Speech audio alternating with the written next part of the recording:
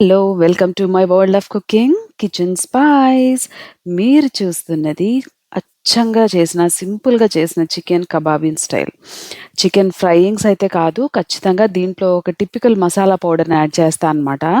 దాంతోటి మనం బయట కొనుక్కునే చికెన్ కబాబ్స్ ఫ్లేవర్ చక్కగా యాడ్ అయిపోతుంది. సో, దీనికోసం సింపుల్ స్టెప్స్ తోటి నేను మీకు ఈ ప్రాసెస్ అంతా చేసి చూపించేసాను. ఇది నేనెందుకు ప్రిపేర్ చేశానంటే, ఆఫీస్‌లో పాట్‌లక్ జరిగిందనమాట. నేను కబాబ్ ఐటెమ్ ప్రిపేర్ చేశాను. టేస్ట్ అందరికీ నచ్చింది. చాలా సూపర్‌గా ఉంది. అలానే ఇలాంటి పాట్‌లక్స్ కోసం సింపుల్‌గా చేసుకునే రెసిపీ అనమాట. కరెక్ట్‌గా 25 మినిట్స్‌లో ప్రాసెస్ అంతా కంప్లీట్ అయిపోతూ ఉంటుంది. చాలా సార్లు పాట్‌లక్ అంటే ఏ వెరైటీ చేయాలి? అది ఎంత టైం పడుతుందో, మళ్ళీ నేను రెడీ అయ్యి వెళ్ళాలి. ఇలాంటి కన్‌ఫ్యూజన్ ఉన్నప్పుడు చక్కగా ఇలాంటి చిన్న రెసిపీస్‌ని ఫాలో అయిపోయండి. దీనికోసం నేను ఒక 1 ½ కేజీ చికెన్‌ని ఉప్పు, పసుపు, కారం, జింజర్ గార్లిక్ పేస్ట్ వేసి రాత్రంతా మ్యారినేట్ చేసేసాను. పొద్దున్నే దాంట్లో శనగపిండి ఇంకా దాంతో పాటు మైదా ఈ రెండిటిని ఈక్వల్ క్వాంటిటీస్‌లో యాడ్ చేశాననమాట. ఎంతవరకంటే థిక్ పేస్టీ కన్సిస్టెన్సీ వచ్చేంత వరకు. కొంచెం ఫుడ్ కలర్ ఇది ప్యూర్‌లీ ఆప్షనల్. నేను చూడటానికి కూడా బావుంటుంది కాబట్టి ఇది సింథటిక్ ఫుడ్ కలర్ కూడా కాదు. అది వేసి ఒక్క ఎగ్‌ని యాడ్ చేశాను. 1 ½ కేజీ చికెన్‌కి నేను ఒక్క ఎగ్‌ని యాడ్ చేశాను. ఇంకా ఒక లెమన్‌ని స్క్వీజ్ చేశాననమాట. వీటన్నిటిని శుభ్రంగా కలిపేసుకొని ఇంకొక 5 నిమిషాలు అలా మ్యారినేట్ చేసి ఉంచేసి ఆయిల్‌ని బాగా వేడి అయిన తర్వాత గారెలు వేపుకున్నట్టు వేపుకుంటే super yummy tasty kebabs ready. అయితే ఇందులో నేను ఒక మ్యాజిక్ మసాలా యాడ్ చేశానని చెప్పాను కదా! అదేంటంటే అనాస పువ్వుతో పాటు కొంచెం ధనియాలు, చెక్క, లవంగ్ ఇవి తప్ప ఇంక ఏమీ యాడ్ చేయక్కర్లేదు. అసలు హీరో ఆఫ్ ది రెసిపీ ఏంటంటే ఈ అనాస పువ్వు అనమాట. అది చాలా ఫ్లేవర్‌ని ఒక రకమైన గొప్ప అరోమాని కూడా యాడ్ చేస్తూ ఉంటుంది. ఓకేనా? స్టార్ అనీస్ అంటాం కదా! అది. ఈ పౌడర్‌ని యాడ్ చేసేసి శుబ్బరంగా ఒక్క 5 మినిట్స్ అంటే 5 మినిట్స్ పక్కన పెట్టేసేయండి. అది చక్కగా మ్యారినేట్ అయిపోయి ఫ్లేవర్స్ అన్నీ ఎస్పెషల్లీ మసాలా ఫ్లేవర్ పడుతుంది. ఇంకోటి మీకు తెలిసిపోతూ ఉంటుంది. ఈ మసాలా ఫ్లేవర్ ఎక్కడో తిన్నట్టు అనిపిస్తూ ఉంటుంది. యూజువల్లీ మనం బయట కొనుక్కునే దగ్గర ఇలాంటి మసాలా ఐటెమ్స్‌లో ఎక్కువ స్టార్ అనీస్ లేదంటే అనాస పువ్వు అనేసి ఉంటుంది గదా! అది యాడ్ చేస్తారనమాట. దానివల్ల ఒక రకమైన మంచి సువాసన, మంచి ఫ్లేవరొస్తుంది.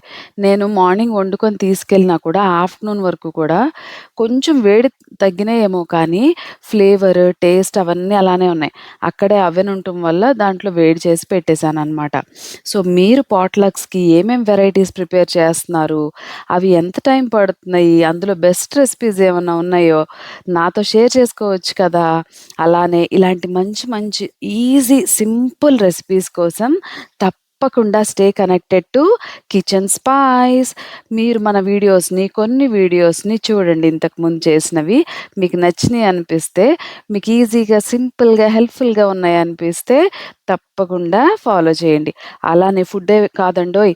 అనేక రకాలైన ట్రావెల్ వ్లాగ్స్ కానివ్వండి, చిట్టి చిట్కాలు కానివ్వండి, మన ఛానల్‌లో చాలా బావుంటాయి.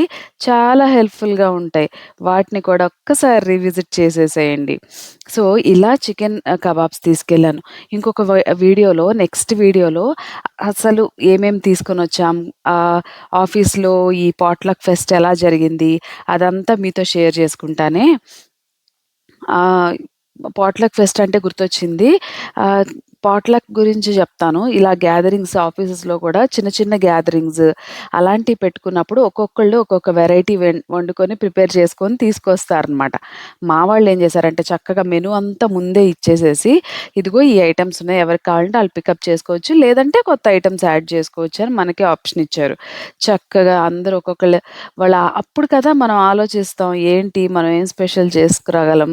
లేదంటే తీసుకురాగలము అని చెప్పేసి, అలా ఎన్ని వెరైటీస్ తెచ్చారో తెలుసా! నిజంగా ఫుడ్ అనమాట. యమ్మీ ఫుడ్ టేస్ట్ చేశాను నేను.